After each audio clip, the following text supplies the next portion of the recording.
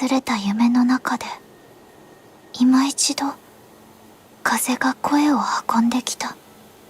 今度こそやっと聞き取ることができた。ただ大切なものをなくした気がする。 You've likely seen many fantasy stories where humans are oppressed by demons. Eventually, a hero rises up, defeats the demon lord, and everyone comes back to live in peace and prosperity.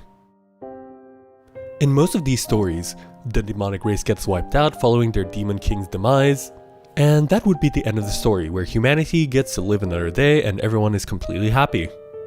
But what if the demonic race is not completely wiped out? What if we see the story from a demon child's perspective, a story many years after the war in which this child has nothing to do with? In a world where the humans are oppressing these innocent demonic children, forcing them to work as slaves, barely getting by in terrible living conditions, thrown to the slums, and they can literally die on a whim with nobody caring. This is the story of Duet Night Abyss, or at least one half of it. Good morning, Arcs, my name is Azalira, and welcome to Shillies, because I'm about to spice things up here and tell you more about how Duet Night Abyss's story is the main reason why I'm particularly interested in this game.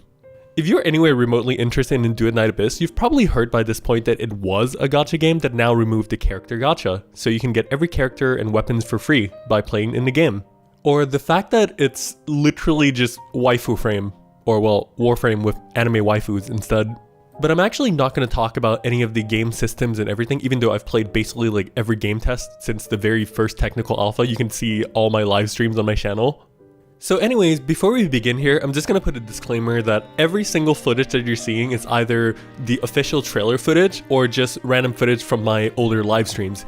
So everything is not going to be exactly as the final product, aka the game release.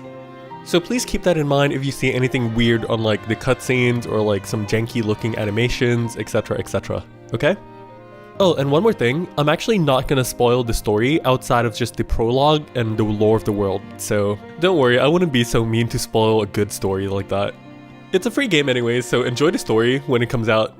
Anyways, enough of the yap fest, let's get back into the actual story and world lore analysis, or breakdown rather.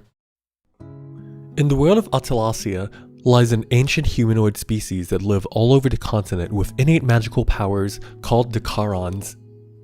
The humans, which in Atalasia is called the Solarians, in the past actually used to work hand in hand with the Karons.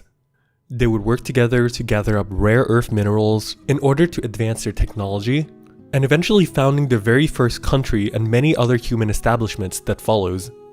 While throughout the history of the world, many of the Karons actually played a very important role in human history and impacted the overall strength of various countries. However, everything changed when the big war happened. Around close to 20 years before even the birth of our characters in the story, a huge war happened which ended in the crushing defeats of the Karons. On the surface, it might sound like a very big battle between the magic sorcerers of the Karon race, because after all they are demonic in nature. But the truth really is, it was actually a very one-sided slaughter, because in the Karon society, those skilled in magic is a very small minority. Most of the Karons in society are actually just tillers of soil, laborers with callous hands, street vendors hawking their wares. A large majority of the Karon populations are those that will never be able to use magic at all, and are absolutely ordinary people that just can't hurt others. Due to this, the fact of them even thinking to fight back against the Empire is just way too costly. Instead, they choose to keep themselves and their loved ones alive by following the demands of the Empire. Within the confines of the story of Duet Night Abyss, you're playing as a Karon character who actually doesn't live anywhere near the big cities, so for the first time through the eyes of your protagonist, you are seeing the discrimination and how the lives of people actually are affected by all of this, which you as a character have nothing to do with, never seen, never experienced, and never even interacted with a human before all of this happened. Because you, like many other Karons after the war, actually just moves completely away from human settlements and live far away in very isolated places like islands. And overall, personally, I think this is a very, very interesting way to do storytelling because you as a player, yes, you watching this video right now, is actually going to experience everything that your character is experiencing through their eyes for the very first time. So there's a pretty good level of immersion right here, and I hope you all will enjoy it as much as I did. Anyways, the prologue, like the very, very first prologue of the Duet Night Abyss story, starts off where the Solarians attack the island in which you and your family lives. While everyone has already successfully evacuated, you and your sister are stuck there. Because prior to the attack happening, you were out in the forest looking for food and resources literally just to make dinner. Instead of evacuating with everyone, your sister decides to stay behind and go into the forest to take care of you and look for you. Eventually, while you're escaping together, you got separated, and due to circumstances, led your sister to being captured by the Empire. The story picks up again where you, a small country bumpkin who barely knows how to fight, goes into a big city in an attempt to look for your lost sibling. There, you will learn many truths, and understand that the world is actually not as it seems. A lot of things are just a matter of perspective, and after all, history is written by the victors. And well, that's the premise of one of the two parts of the main story, because one of the biggest draws of the story for Duet Night Abyss is the fact that you're actually watching the story from the eyes of two characters rather than one. So here in this case, after you finish the first main act of the game, you will switch perspectives from your Charon character to you actually playing as a human, a Solarian, who's actually a relatively high-ranking military officer within the Empire's army. And the two stories of the two characters are running parallel to each other. So from the perspective of the other character, you will get to see the Empire in a different way. This includes some of the characters that you have already painted as a quote-unquote antagonist or so from the perspective of your Charon character. Getting to see the truth of what's happening within the Empire itself, and also learn about their perspectives on the matters of which I talked about earlier from the Charon's perspective. Due to all these factors, this is just simply the reason why I really enjoy the story, world building, and lore of Duet Night Abyss, because it feels like there's just so much to digest, and you get a matter of two perspectives rather than just one side of the coin. Leaving you as the player here to sit in kind of the gray area between both perspectives, and then you can kind of decide on your own terms which side you kind of agree with more or side with more. Which I think will lead to just really interesting story and lore discussions in the future, which I would love to indulge in. Overall, I really do hope that they kind of keep this like dark and kind of gray area kind of theme for the story, because I feel like this is just something that's really unique to Duet Night Abyss. And all I'm gonna say is that, hey, the writer got balls, and I respect that.